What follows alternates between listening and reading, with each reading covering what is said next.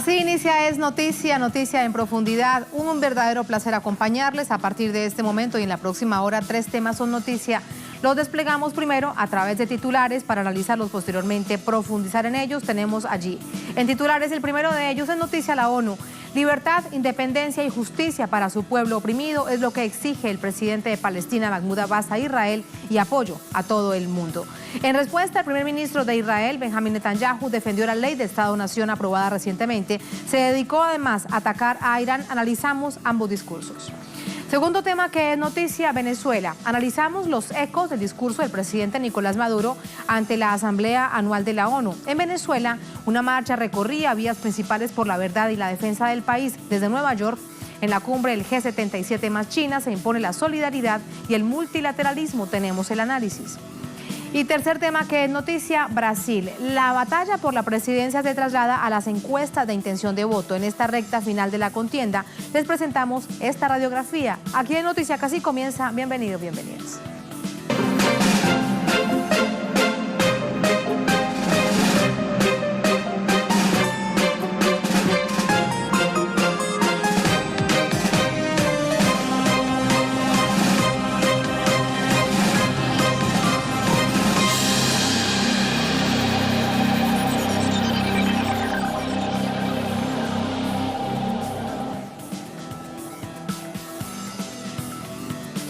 En noticia, Palestina e Israel en la ONU. Durante su intervención en el periodo anual de sesiones de la Asamblea General de este organismo, el presidente de Palestina, Mahmoud Abbas, hizo un llamado a la comunidad internacional para que cese la violencia israelí y se sumen al proceso de paz. Benjamín Netanyahu, por su parte, evadió el tema mientras que las ejecuciones de su ejército continúan en la Franja de Gaza. El presidente de Palestina, Mahmoud Abbas, denunció este jueves ante la ONU que Israel actúa de manera deliberada y lo hace al margen de las decisiones de ese organismo. Asimismo, explicó cuál debe ser el mecanismo para alcanzar la paz entre Israel y Palestina en Oriente Próximo. Se habla de las resoluciones de Naciones Unidas. Ninguna de ellas ha sido respetada por Jerusalén. Se hace referencia a las negociaciones y las soluciones. ¿Qué tipo de soluciones? No se podrá lograr la paz en nuestra región si no se crea un Estado palestino independiente, con Jerusalén Oriental como su capital, incluyendo los lugares sagrados. Hizo un llamado a la comunidad internacional para que se sume como mediadora en el conflicto. Sin embargo, desestimó que Estados Unidos pueda seguir haciéndolo. Ahora vemos con nuevos ojos a los Estados Unidos. Estados Unidos no pueden ser mediadores parciales. Así que cualquier país se puede sumar al cuarteto de Europa, África, América para actuar entre nosotros e Israel. Pero los Estados Unidos por sí solos, no. Abbas manifestó su repudio contra la ley de Estado judío aprobada en julio pasado. Pidió a la ONU declararla nula por cuanto no reconoce las resoluciones de ese organismo y convierte a Israel en un Estado racista que practica la discriminación y el apartheid contra los ciudadanos árabes palestinos. Por su parte, el primer ministro israelí Benjamín Netanyahu, durante su discurso de este jueves en la ONU, guardó silencio en cuanto al tema palestino y la masacre permanente en la Franja de Gaza. Solo se limitó a denunciar a Irán por mantener supuestos almacenes nucleares secretos. El régimen sionista, bajo una completa impunidad, ha desatado un proceso de exterminio en contra de los palestinos. En agosto de 2014, Israel ejecutó la operación Margen Protector en la Franja de Gaza. La barbarie, que dejó al menos 2.300 muertos y 18.000 viviendas destruidas, ocasionó que 108.000 familias quedaran sin hogar. La masacre de los palestinos continúa. Desde el inicio de la protesta denominada Gran Marcha del Retorno, el 30 de marzo de 2018, más de 180 palestinos han sido asesinados y 17.000 heridos. Entre las víctimas mortales se reportan 29 niños y niñas. El movimiento solo reclama de manera pacífica que se les devuelvan las tierras de las que fueron despojados. En el plano internacional, Israel es respaldado por Estados Unidos, quien fungía como mediador para alcanzar un posible acuerdo de paz. Tras la llegada de Donald Trump al poder, ese papel se desvaneció. Trump no solo reconoció a Jerusalén como capital de Israel, sino que guarda silencio cómplice del exterminio de palestinos en la Franja de Gaza. Ordenó el cierre de la oficina de Palestina en Washington y redujo al mínimo la ayuda económica a los refugiados palestinos. Este es el contexto de una coyuntura marcada por este discurso del presidente de Palestina, Mahmoud Abbas, ante la ONU y posteriormente el discurso del primer ministro de Israel, Benjamín Netanyahu, en este mismo escenario. De este contexto, de estas conclusiones, conversamos con nuestro corresponsal en Estados Unidos, allí en Nueva York, Jorge Gestoso. Hola Jorge, muy buenas noches. Este es un asunto sobre el que anualmente, cuando se realiza este encuentro de la diplomacia mundial, se pone sobre el tapete. En esta oportunidad hemos visto un presidente de Palestina mucho más emotivo, mucho más contundente en este rechazo a Israel y ese llamado mundial. Quiero preguntarte, ¿qué han dicho otras naciones? ¿Cómo se reflejan sus discursos y qué apoyo recibe Palestina? Te digo, Tatiana, buenas noches, de que ha habido preocupación. Preocupación porque lo que se observa a nivel internacional es una clara marcha atrás, ya no solamente un estancamiento en el proceso de paz, sino una clara marcha atrás, y es precisamente el presidente de la Autoridad Palestina, Mahmoud Abbas, el que denuncia a Estados Unidos y lo fustigó abiertamente por haber tomado desde la presidencia de Donald Trump una posición muchísimo más activa para descarrilar ese proceso de paz, apoyando completamente y de manera totalmente arbitraria al Estado de Israel, a expensas de marginar aún más todo tipo de violación, todo tipo de abuso, ya sea de derechos humanos, económicos, militares.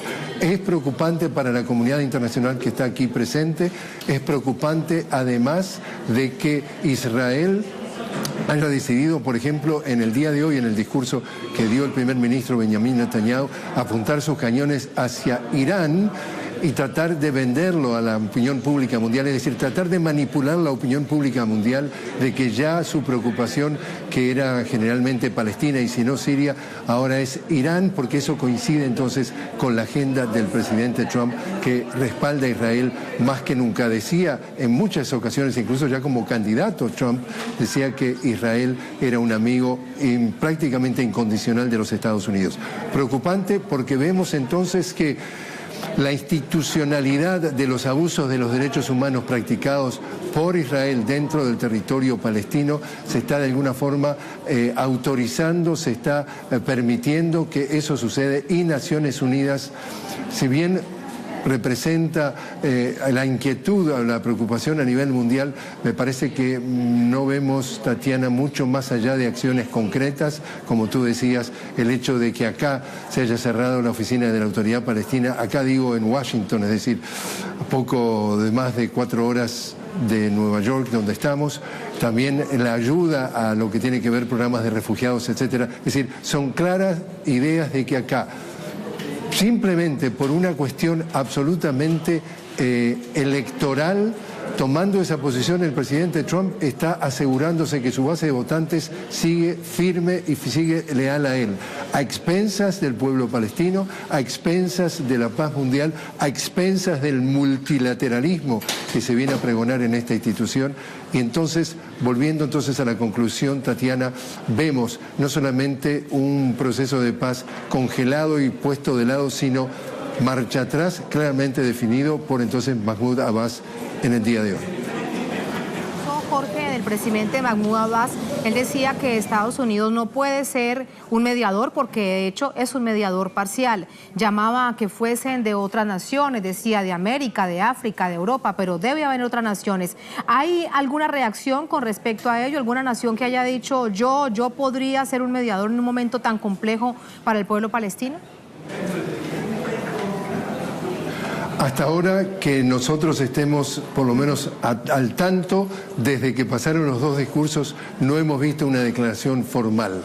Es decir, siempre se habla de que cualquier otra nación que pregona la promoción de la democracia y precisamente avanzar el proceso de paz, generalmente hace declaraciones, pero no pasa más allá de un gesto, de una declaración.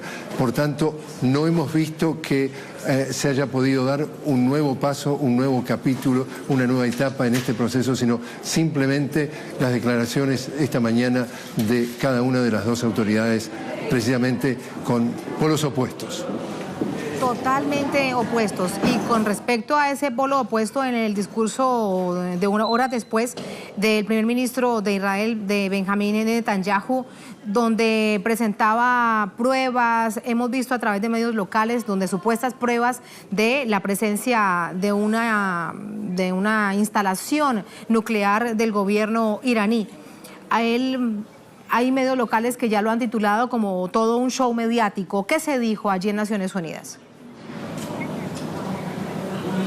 En ese sentido, Tatiana, también es irónico porque en el día de hoy se reunió el Consejo de Seguridad y el tema fue precisamente el luchar contra la proliferación nuclear, la proliferación nuclear, es decir, uno de los grandes temas de esta conferencia, que es la paz, las armas nucleares y también el tema de los refugiados.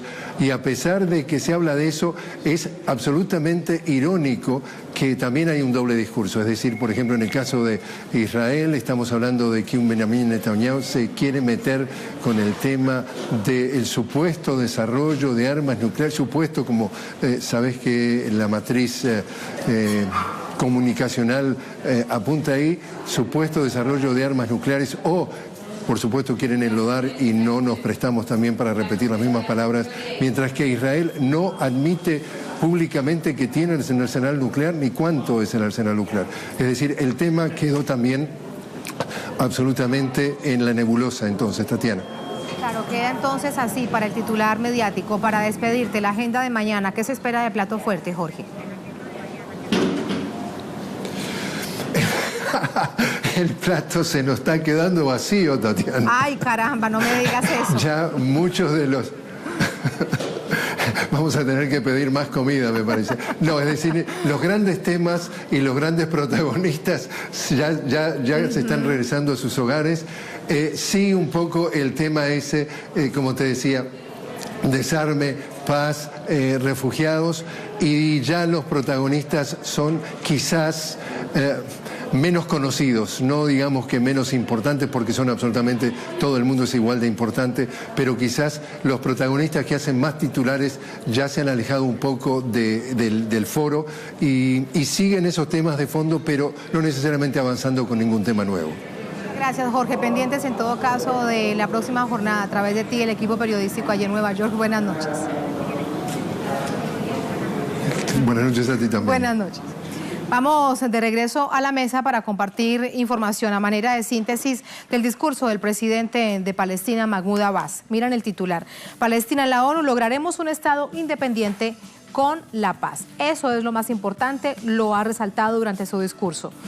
Y él decía esto: los derechos del pueblo palestino no están aquí para ser negociados. Con esa contundente frase, el presidente de Palestina abría su discurso este jueves en la sesión de la Asamblea General de Naciones Unidas. El presidente aseveró que Palestina logrará construir un Estado independiente con la paz, porque Dios está con nosotros y nuestra causa es justa. También dijo esto, lo resaltamos: el año pasado vine aquí para exigir libertad, independencia y justicia para mi pueblo oprimido. Estoy aquí una vez más cuando esta ocupación colonial sigue sofocándonos, socavando nuestros esfuerzos para construir las instituciones de nuestro Estado que esta Asamblea General reconoció en 2012. El presidente de Palestina ratificó que la Organización para la Liberación Palestina, la OLP, es el único representante legítimo del pueblo palestino ante el mundo, cuyos dirigentes del Parlamento fueron renovados este año. Información muy importante porque marca sin duda el intento de paz a través de Oriente Medio. Y con distintos mediadores, como decía él, pero no puede ser Estados Unidos porque es un mediador parcial. Así nos vamos a la primera pausa en esta emisión de Es Noticia. Al volver, en Noticia Venezuela, analizamos los ecos del discurso del presidente de la nación, Nicolás Maduro, en Naciones Unidas. De hecho, esta noche sostenía un encuentro con el secretario general del organismo hemisférico, el señor Guterres. En Venezuela, una marcha recorría vías principales por la verdad y la defensa del país. Desde Nueva York, en la cumbre del G77 más China, se impone la solidaridad y el multilateralismo. Allí hubo declaraciones del canciller de Venezuela, Jorge Arriaza. Tenemos el análisis al volver aquí en Es Noticia.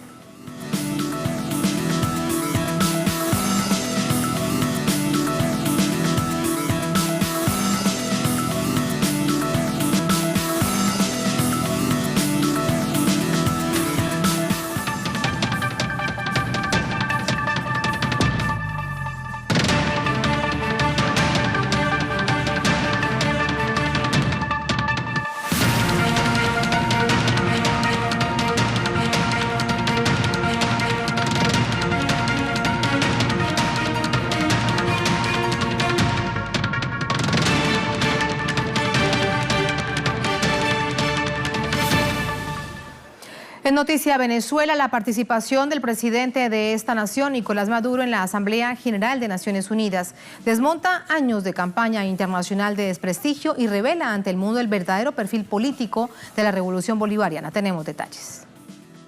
Este jueves, el pueblo de Venezuela se movilizó en respaldo al presidente Nicolás Maduro y en contra de la injerencia de los Estados Unidos. Cientos de manifestantes acudieron a la convocatoria en el estado Miranda, en el que líderes y movimientos sociales expresaron su gratitud por la defensa de Venezuela emprendida por el jefe de Estado. La víspera, el mandatario venezolano aterrizó en Nueva York para tomar parte en el foro más importante de la política mundial. Aunque el representante estadounidense ante la OEA, Carlos Trujillo, declaró públicamente a principios de este mes que si el presidente venezolano viajaba a Nueva York se jugaba la vida, Nicolás Maduro llegó a la Organización de Naciones Unidas para presentar la verdad de Venezuela ante el mundo. Destacó que Venezuela ha sido sometida a una ilegal agresión económica, ideológica, política y diplomática por levantar un proyecto autónomo de revolución democrática basado en su identidad nacional y por ser la primera reserva mundial de petróleo, entre otras riquezas naturales. A pocos días de su importante visita a China, donde fue recibido por su homólogo Xi Jinping, Maduro se reunió en los espacios de la ONU con el jefe de Estado iraní Hassan Rouhani y el canciller ruso Sergei Lavrov antes de su discurso. Y luego de este, sostuvo reuniones con otros altos dignatarios con los que guarda relaciones de cordialidad gracias a su experiencia de varios años como canciller del comandante Hugo Chávez. La presencia de Nicolás Maduro como máximo representante de la institucionalidad venezolana desmonta la matriz sobre un supuesto gobierno ilegítimo que evade la legalidad. El líder latinoamericano ofreció esclarecedoras sentencias sobre la verdadera situación de su país y solicitó formalmente a la Secretaría General el inicio de una investigación independiente para determinar las responsabilidades por el magnicidio frustrado el pasado 4 de agosto. En el marco del internacionalismo bolivariano, Maduro también denunció los conflictos globales, las auténticas crisis migratorias como las de Centroamérica y el Mediterráneo, producto de la acción de las potencias occidentales, y se solidarizó con las luchas de pueblos agredidos como los de Cuba y Palestina. También este jueves, Venezuela tomó parte en la reunión anual de ministros de Relaciones Exteriores del Grupo de los 77 más China, en la que el canciller Jorge Arriaza felicitó la elección de Palestina como presidente del organismo y resaltó su importancia para salvaguardar los principios de paz, independencia, igualdad y no subordinación. Asimismo, abogó por el fin de los mecanismos de extorsión económica y financiera por parte de las potencias occidentales. Estos son, como les decíamos en titulares, los ecos que vamos a analizar del discurso del presidente de Venezuela, Nicolás Maduro, ante la Asamblea Anual de la ONU, con Marco Teruggi. Él es sociólogo, poeta, cronista, militante. Hola Marco, bienvenido, ¿cómo estás? Buenas noches, gracias por acompañarnos. Muchas gracias a ustedes. ¿Cómo has visto estos ecos? No en titulares de la prensa comercial, grandes titulares. Sin embargo, algunos medios de Europa, tal vez porque era lo correcto, presentaban la postura del gobierno de Venezuela. ¿Cómo lo has visto? Primero quiero preguntarte por esa visión mediática. Sí, creo que hemos estado frente a días muy movidos, donde Venezuela, dentro del continente latinoamericano, ha sido el foco de atención principal, ¿no? Hemos visto a Donald Trump amenazar en 3 oportunidades en 2 días a Venezuela, ante la plenaria, al lado del presidente Iván Duque, respondiendo a los medios que no descartaba opciones blandas, opciones duras, a sabiendo lo que representa una opción de esas características. Y en ese contexto, la llegada de Maduro, primero no rompiendo un cerco que se estaba construyendo alrededor, fue un impacto simbólico que creo que se lee, digamos, más allá de que se sigue presionando mediáticamente para hacer ver a Venezuela como una dictadura, como un presidente que no tiene legitimidad, que no es reconocido, pero es imposible no tomar nota que en medio de semejante asedio el mismo presidente hable en persona en la plenaria de la ONU. Creo que ahí hay un hecho muy fuerte que hoy algunos medios reseñaban, incluso estaba leyendo algunos medios como Bloomberg, por ejemplo, que, bueno, están elucubrando sobre la opción militar, porque evidentemente estamos en un nivel del conflicto muy alto, donde se dice por la calle del medio de que o se haga un golpe de Estado desde adentro o se intervenga militarmente desde afuera. O sea, hemos llegado a un nivel del debate público alrededor de Venezuela, pocas veces visto en un país de América Latina, donde ya los actores, digamos, van tensionando hasta donde llega el consenso y en espacios como el de la ONU aprovechan. Y de una manera, Marco, muy responsable, porque es jugar con la preocupación, con el nivel de alarma y de alerta que pueda generar para un pueblo pensar que va a haber una intervención militar, una invasión, que le van a caer los soldados encima. Eso realmente es muy responsable. Fíjate que con respecto a ello, de nuevo es cierto, en las últimas horas el presidente de Estados Unidos decía que no se descartara esta opción. El vicepresidente de Colombia la semana anterior también lo decía. Sin embargo, en América Latina, gobiernos, a través, por ejemplo, de ese llamado Grupo de Lima, se desmarcan de esa postura.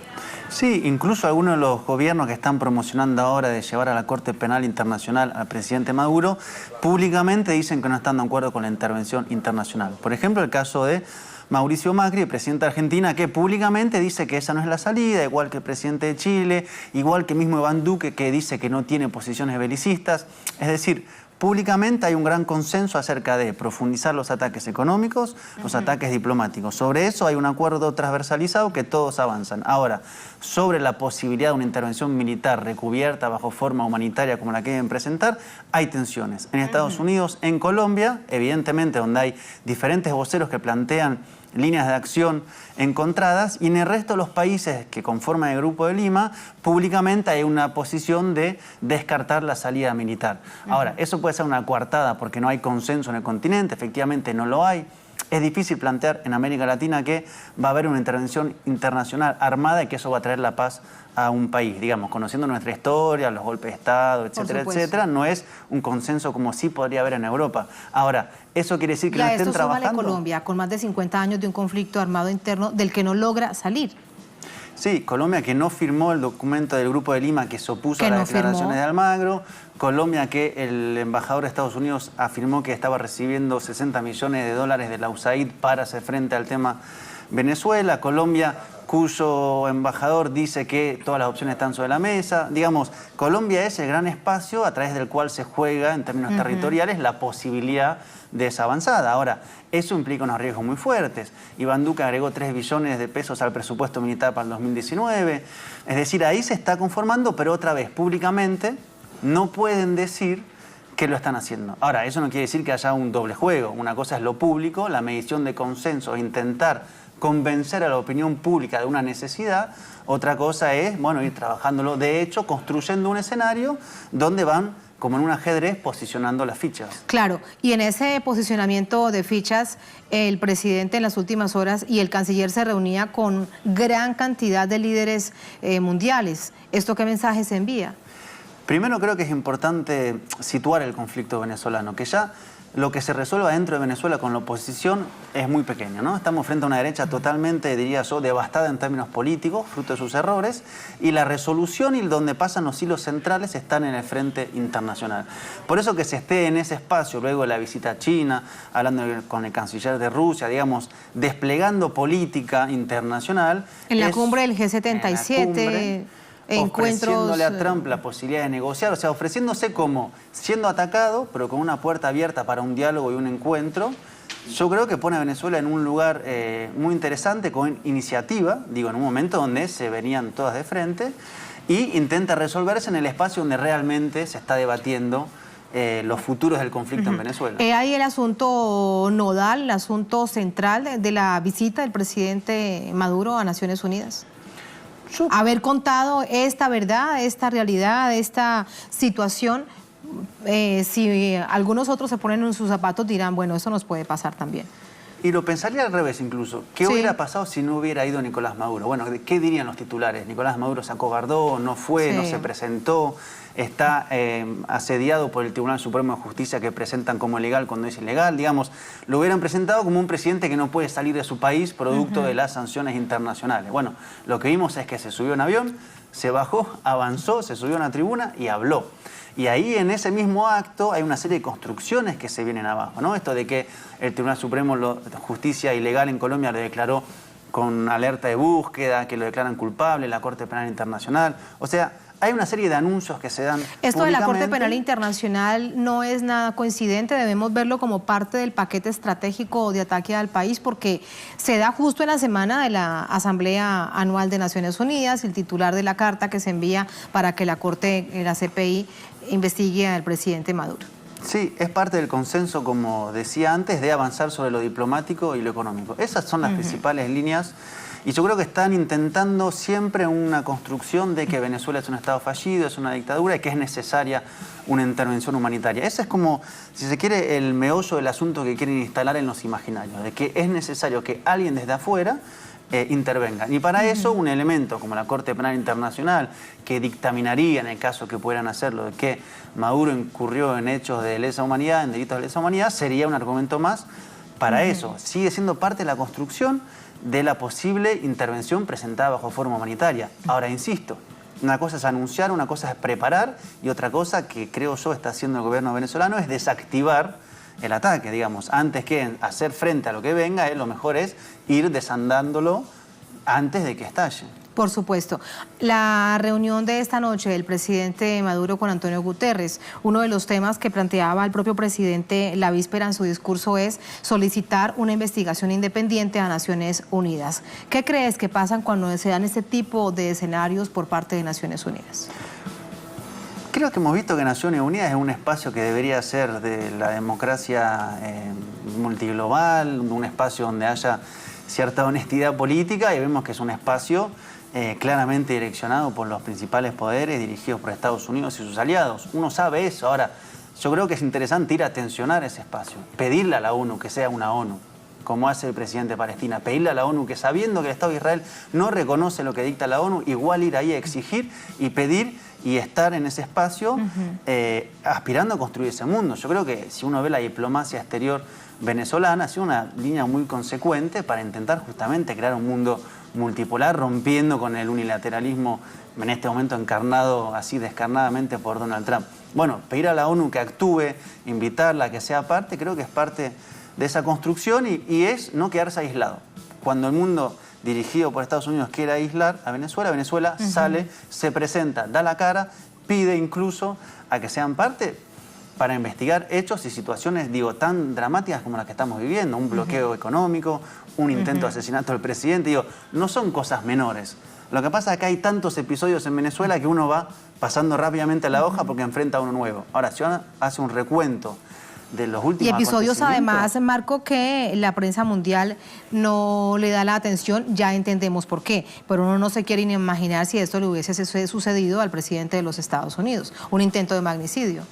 Ahí hay una hipocresía muy fuerte y hay una construcción sobre quiénes son los enemigos y dónde están las preocupaciones. O sea, ¿por qué es tanta preocupación alrededor de Venezuela? ¿Por qué tanto hablar sobre la situación del presidente Nicolás Maduro, de la crisis que habría acá en este país, cuando uno ve cuál es el cuadro del escenario mundial? Yo escuchaba hoy al presidente de Palestina que da cuenta de la situación actual de lo que es la avanzada del Estado de Israel sobre los territorios, en la cantidad de asesinatos que hay. Uno ve la situación en Libia, en Siria. Digo, para hacer un listado, sí, yendo en el continente, lo que pasó en México con los camiones con cadáveres, más periodistas asesinados, o los líderes sociales que matan en Colombia, uno no puede ver con inocencia por qué el atacan asunto a de Venezuela. los camiones con 300 cadáveres es, no encuentro un calificativo, terrorífico, es devastador, no sé, pero evidentemente de eso no se habla tampoco en Naciones Unidas. No, ni en Naciones Unidas, ni en la OEA, donde Almagro pasaba a ser un mercenario claramente contratado por el gobierno de Estados Unidos para hacer una línea de avanzada contra Venezuela. Y yo creo que uno tiene que ver siempre que una cosa es lo que los medios nos cuentan y otra cosa es todo lo que no cuentan, ¿no? Entonces, tantos titulares sobre Venezuela y tan pocos titulares sobre otras cosas que la verdad son escalofriantes cuando uno ve las noticias de Colombia y los líderes sociales que son asesinados, cuando uno ve la situación, repitamos, en México y otro periodista que fue asesinado hace pocos días. Bueno, cuando uno ve eso, se pregunta entonces cómo se construye las preocupaciones, cómo se construye la agenda y los titulares de los medios. Ahora, con respecto a la crisis humanitaria, a los migrantes económicos en Venezuela, ¿será realmente este un momento oportuno para que se sincere la situación migrante en el continente, particularmente en Centroamérica y México y la frontera con los Estados Unidos? Uno se pregunta, incluso de los migrantes que han llegado históricamente a Venezuela. ¿Será el momento para que se ponga sobre el tapete por parte de Venezuela esta realidad que está allí y de la que nadie hablaba hasta que ahora políticamente se usa a los migrantes económicos venezolanos? Sí, yo ahí veo un intento muy fuerte por parte de Venezuela de justamente, digamos, si bien hay un problema de migración producto de la situación económica, poner eso en el cuadro continental de lo que está pasando. Ahora, en la situación venezolana tenemos una avalancha comunicacional para sobredimensionar, ponerle adjetivos que no son y llamarlo éxodos, refugiados. Y si uno ve la situación de Centroamérica y México que va hacia Estados Unidos y lo que pasó, por ejemplo, con los padres que eran separados de sus hijos, bueno, ahí uno se da cuenta que los medios de comunicación lo posicionaron un día, 2 días y después se olvidaron nuevamente del tema. Entonces, otra vez, por cada construcción que hay sobre Venezuela, pensemos todo lo que no se dice del otro. Entonces, creo que este debate es necesario abrirlo, porque efectivamente el tema de la migración en América Latina es un tema históricamente presente. Otra vez hablemos de Colombia y lo que han sido los refugiados internos, los desplazados, los que se han ido. Digo, pongamos todo eso sobre la mesa y veamos lo que está haciendo Venezuela. Yo creo que se está trabajando para resolver el cuadro económico y con una política internacional que ha sido el plan de ofrecer a los que están afuera que regresen para también desnudar la mentira. ¿Cómo puede ser que alguien regrese a un país que supuestamente es una dictadura? Digo, claro. Uno viene de país que ha sufrido una dictadura realmente. Y si en Argentina, en la época de la dictadura, el gobierno de facto le ofrecía a alguien volver a Argentina, nunca hubiera vuelto a Argentina. Y acá tenemos gente que se sube a los aviones porque sabe que la situación es difícil económicamente, pero acá hay oportunidades, hay posibilidades y de hecho hay un régimen democrático y hay oportunidades. Claro, y hay una situación muy compleja en estas otras naciones. A nivel interno, Estados Unidos, también el presidente Donald Trump la está pasando muy mal. Más allá de que sea todo este showman que parece que en su discurso se está hablando al grupo de sus empleados porque no se le ve la postura diplomática en nada de lo que hace. Todo esto debe entenderse como producto de su crisis interna para tratar evidentemente de desviar la atención. Por ejemplo, nada más claro que en las ruedas improvisadas de comunicación le preguntaban por Venezuela, le preguntaban por Corea del Norte, pero lograba él desviar la atención sobre los hechos internos de Estados Unidos. Sí, efectivamente tiene una situación compleja que ha ido emergiendo, ¿no? Pienso en la carta que se publicó a través del New York Times de una persona de dentro de su gobierno que hablaba contra Donald Trump, una carta anónima.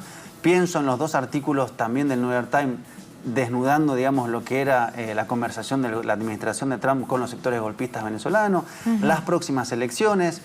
Está enfrentando un cuadro interno muy complejo al mismo Trump y está a la puerta de una contienda electoral. Y creo que en ese cuadro también le da, en su construcción de alianzas internas, espacio a los sectores más radicales que están viendo la línea intervencionista contra Venezuela.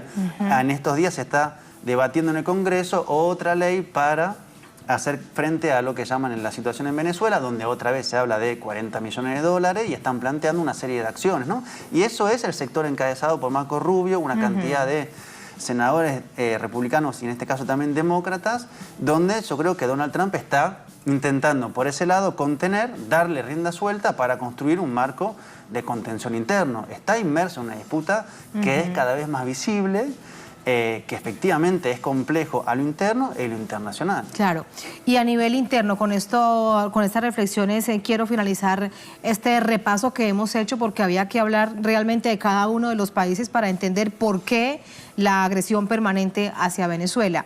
A nivel interno, en el país viene también un proceso de elecciones locales que es muy importante porque configura un mapa político local para el país. ¿Cómo ves este escenario en medio de la recuperación, del plan de recuperación económica de la nación? Porque cuando seguramente te pasa, me pasa a mí, a todos aquellos que vivimos aquí, pero la situación interna, ¿cómo está? Y realmente es muy distinta de lo que ya claramente nos ha hecho esa radiografía a nivel internacional. Sí, en Venezuela se está ante un gran desafío que es estabilizar la economía, ¿no? Digamos, si uno ve la política, se ha logrado una serie de victorias muy importantes y hoy es el tiempo de la economía. El gobierno ha tomado una serie de medidas para lograr estabilizar las variables macroeconómicas, para lograr recuperar gobernabilidad sobre la economía en términos nacionales, en términos callejeros, en términos cotidianos de la gente, y para frenar una situación que venía de unos varios años muy complicada. Ahí yo creo que está puesta la atención, la expectativa, se está haciendo frente a dificultades porque tenemos un gobierno que intenta construir un acuerdo con los sectores privados, con inversionistas internacionales, sentar las bases, si se quiere, de un camino para construir juntos, y ahí adentro tenemos sectores que están saboteando, boicoteando, sectores que sí están de acuerdo, tensionados por lo político, es decir, sectores empresariales que hacen cálculo económico pero también político, están dispuestos a avanzar en una línea que quiera derrocar a Maduro o están más dispuestos a intentar construir un espacio común para, haciendo su ganancia, permitir que se estabilice la situación económica. Es el debate actualmente. ¿Y podría uno identificarlos con qué sector de la derecha política estarían aliados esos sectores empresariales? Sí, yo creo que sobre todo con la vieja derecha, que es la que tiene más... Con la Acción Democrática, Exacto. con los partidos tradicionales. Tiene más lógica de construir un acuerdo que los sectores más radicalizados, que además... Bien se sabe que cuando uno está acorralado, como en el caso de Voluntad Popular, Primero Justicia, por errores, por haber intentado asesinar a un presidente, eso lo hace más radical. Entonces ahí tenemos ese debate interno y yo creo que si en términos políticos hay claridad hoy de que el chavismo tiene iniciativa, base social y está avanzando, en términos económicos tenemos la gran pregunta. Después de un mes vemos que algunas variables han logrado cierta estabilidad, por ejemplo el tema del dólar, que es algo muy importante. Otra, como es los precios, están en permanente tensión por estos mismos actores económicos y esperemos que en las próximas semanas, con el petro que va a empezar a entrar en funcionamiento como moneda de intercambio internacional, se pueda efectivamente frenar y eso le daría a Venezuela una estabilidad. Otra razón de escosor de Estados Unidos, el petro y de intento de en aceleramiento. Venezuela. O sea, si ellos ven que se puede estabilizar, es probable que intenten acelerarlo. Claro, cuando además Rusia y Turquía dicen, hey, estoy dispuesto a que negociemos de esta manera. Gracias, Marco, un placer. Gracias por ayudarnos a entender la complejidad de este mundo en donde el centro está en Venezuela. Muchas gracias. Gracias a vos. Regreso con ustedes a la mesa para compartir más información. Miren ustedes, a propósito de reacciones con respecto a una probable intervención militar en esta nación suramericana. Lo dice Ralph González. Opción militar en Venezuela sería ilegal. Aquí lo tenemos en nuestra multiplataforma. El primer ministro de San Vicente y las Granadinas expresaba este miércoles que cualquier posible opción militar ejercida por el gobierno de Estados Unidos, Donald Trump, contra Venezuela, sería de forma unilateral y totalmente ilegal. En entrevista exclusiva para Nuestra Casa, esto fue este jueves en la tarde, González afirmó que no se puede tomar una decisión como una intervención militar contra un Estado por sí solo o por capricho de un gobierno si no es de su agrado. Trump ha hablado de una posibilidad de opción militar en Venezuela. Eso sería totalmente ilegal. No van a tener el apoyo del Consejo de Seguridad.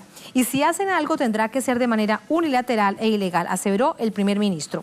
Nosotros lo seguíamos muy de cerca a través del Twitter. En el marco de la 73 reunión de la Asamblea Anual de la ONU, el presidente Trump reiteró que no ha descartado una opción militar contra el gobierno de Venezuela democráticamente electo de Nicolás Maduro. Ahí están las reacciones de gobiernos y de pueblos que entienden que las salidas a las dificultades, en este caso hablamos de hechos de conflictos de carácter diplomático, es la negociación, es el diálogo, es la conversación.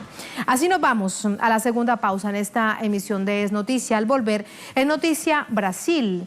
La batalla por la presidencia se traslada a las encuestas de intención de voto. En esta recta final de la contienda, les presentamos esta radiografía al volver en Es Noticia.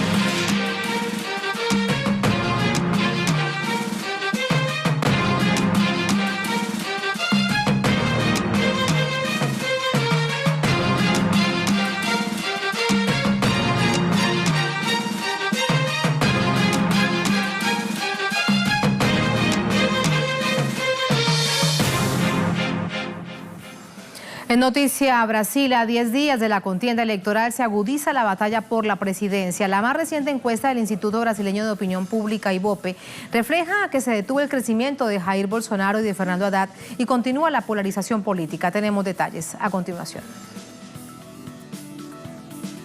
De cara a las elecciones presidenciales en Brasil el próximo 7 de octubre. En un nuevo sondeo de la firma IBOPE, el ultraderechista Jair Bolsonaro encabeza la lista con el 27% de la intención de voto, seguido por el candidato del Partido de los Trabajadores, Fernando Haddad, con el 21%. El laborista de centroizquierda Ciro Gómez se distancia con un apoyo del 12%. Le siguen el socialdemócrata Geraldo Alckmin con el 8% y la ecologista Marina Silva con un 6%. Tanto Bolsonaro como Haddad bajaron un punto porcentual en relación con el sondeo presentado el 24 de septiembre. De acuerdo con encuestas previas de la misma firma, Fernando Haddad ha tenido una escalada histórica. Del 20 de agosto al 24 de septiembre creció 18 puntos porcentuales en intención de voto y está a 6% de Jair Bolsonaro. Estos resultados mantienen la esperanza del PT para llegar a una segunda vuelta entre Haddad y Bolsonaro prevista para el próximo 28 de octubre. La víspera, los candidatos participaron en el quinto debate presidencial. Intercambiaron ideas sobre temas como el desarrollo regional, el desempleo, la desigualdad social y la educación. Además, los principales aspirantes utilizaron su tiempo para alertar al pueblo ante la amenaza representada por Bolsonaro, ausente en el debate, al tiempo que buscaban descalificar la candidatura del PT para escalar al segundo lugar. En paralelo, el Supremo Tribunal Federal de Brasil inhabilitaba a cerca de 3.4 millones de brasileños para sufragar en las elecciones presidenciales. La mayoría de los afectados pertenecen a las regiones más pobres del país y viven lejos de los centros urbanos. La excusa de la autoridad electoral fue que estas personas no se sometieron al registro biométrico en el plazo establecido, decisión que el PT cuestiona al asegurar que demuestra la incapacidad del Estado de llegar a las personas. Mientras tanto, los candidatos continúan con sus actividades de campaña a pesar de que las garantías electorales son cuestionables. ¿Y cómo se mueven los candidatos por el país? De esto conversamos a esta hora con nuestro corresponsal en Sao Paulo, Ignacio Lemos. Nacho, hola, adelante. Saludos, Tatiana. Así es, continuamos en esta cuenta regresiva hacia las elecciones presidenciales del próximo 7 de octubre. Ya menos de 10 días para esta contienda electoral. Por un lado, la primera elección presidencial después del impeachment contra Dilma Rousseff. Por otro lado, también la primera elección en la que tiene chances la ultraderecha de llegar al poder. Así lo está manifestando a partir de la candidatura de Jair Bolsonaro, el candidato ultraconservador, que en este momento continúa hospitalizado, pero se prevé que en los próximos días sea dado de alta. Lo cierto es que por ahora Jair Bolsonaro no realiza actos de campaña en ningún punto de Brasil, se encuentra hospitalizado, tampoco lo hacen otros miembros de su partido. Quien sí se ha manifestado hoy justamente en redes sociales y también durante la semana es su vicepresidente, el general de la Reserva del Ejército brasileño, Mourão, quien declaró y se opuso al aguinaldo, al recibo por parte de la población brasileña de un mes más de salario, el décimo tercer salario, como se llama aquí en Brasil, al aguinaldo. Esto lo hizo ante un grupo de empresarios en un debate con empresarios brasileños el último martes. A partir de eso recibió críticas, se armó una disputa entre Jair Bolsonaro y también el general Mourão en ese sentido, porque Jair Bolsonaro salió a contradecir a Mourão a partir de las redes sociales. Entonces hay una controversia dentro del partido de Jair Bolsonaro, que aún así se continúa en primer lugar de cara a las elecciones presidenciales, pero sí es cierto que se ha estancado en intención de voto en las últimas encuestas. Quien crece por detrás de Jair Bolsonaro es Fernando Haddad del Partido de los Trabajadores, el ex alcalde de Sao Paulo y también ex ministro de Educación del gobierno de Dilma, de los gobiernos del Partido de los Trabajadores. Fernando Haddad continúa haciendo campaña a lo largo y ancho de Brasil. Ayer ha recibido ataques por parte de sectores de la derecha en el debate electoral que se realizó por internet, también a partir de la televisión brasileña. Sin embargo, Fernando Haddad continúa aumentando en intención de voto. Por detrás de él continúa Ciro Gómez, el candidato de centro izquierda, que también se acerca a Fernando Haddad. Está a 10 puntos de Fernando Haddad, una distancia de un porcentaje de 10% para Fernando Haddad de cara a estas elecciones presidenciales. Esta es la contienda más cerrada en este momento, la disputa entre Fernando Haddad y Ciro Gómez por el segundo lugar, y ya Jair Bolsonaro un poco más al frente de cara a las elecciones presidenciales que tendremos, como te decía, en poco menos de 10 días, Tatiana.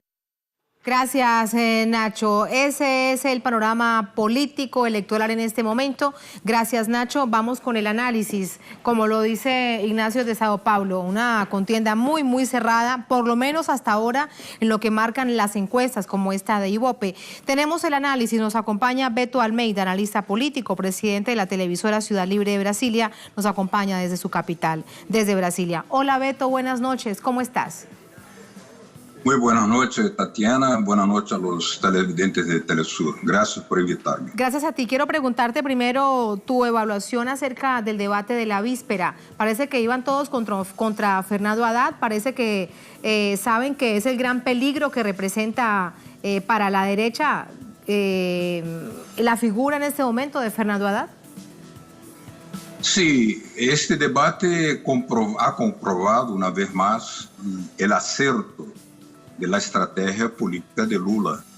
Lula desde la cárcel está dando la carta de esta elección. El gran protagonista de la elección es Lula, porque todas las encuestas van poco a poco siendo obligadas a reconocer que el potencial Haddad representando Lula no es solamente un potencial, es un crecimiento concreto.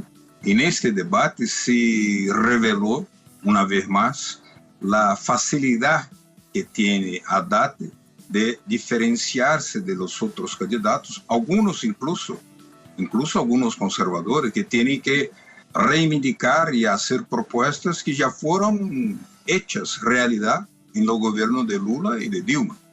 Entonces vemos, por ejemplo, a Alckmin hablando que va a cobrar impuestos de los ricos. Bueno, pero fue el PSDB en el gobierno de Fernando Henrique Cardoso que hizo una reforma tributaria a favor del capital. Vemos también Marina y también Ciro, de cierta manera, haciendo propuestas que ya fueron en área de educación, en área de salud, ya cumplidas durante el gobierno de Lula y de Dilma. Entonces eso queda muy didáctico para Haddad hacer una explicación de clareza bastante fácil, porque puede ser simplesmente que ya hicimos, por ejemplo, el rebajo de la tasa de desempleo a prácticamente 4%, que es prácticamente un pleno empleo. Entonces, son cosas que van en la cabeza del electorado, quedando más clara que Haddad es realmente el candidato que representa a Lula. Ahora, Beto, déjame preguntarte algo con respecto a uno por uno de los candidatos y sus topes con respecto también a las encuestas, en este caso la de Ibope. Jair Bolsonaro, en la más reciente encuesta, tiene un 27% de intención de voto. ¿Ese es su tope o podrá crecer algo más? ¿O cómo crees que se moverá a 10 días de la contienda presidencial? Bueno, ya es una encuesta que identifica una cierta tendencia de caída de Bolsonaro.